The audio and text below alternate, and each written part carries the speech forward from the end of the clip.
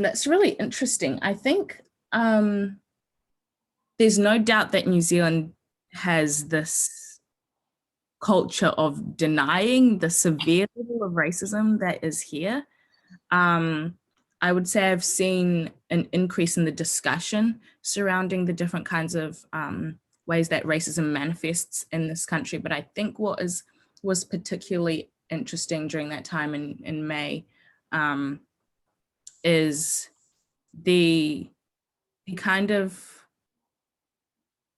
looking to analyze the idea of racism in the easiest way possible, because it is such a massive thing that kind of engrosses every aspect of life, unfortunately. But I think that what is really important, especially for the Indigenous people of Aotearoa, our Māori people, and as Black peoples, understanding that there are very much similarities in the kinds of racism that we experience, but the two kinds of oppressions that the groups are facing are different. I think it's quite problematic when we come to synonymize them, because as Black people, we're in Aotearoa, we're migrant bodies. So to synonymize us to the experiences of Indigenous people becomes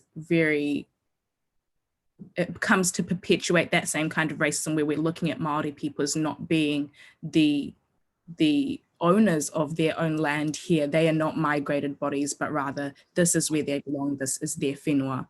And Black people, the kind of racism that I've known to experience in my family is very much othering, and the one that kind of dehumanizes and looks down upon African experience for me. So it's about acknowledging the way that racism manifests for different groups of people, and acknowledging that as history repeats itself, there will be similarities there, but there are very important differences to also acknowledge in that situation.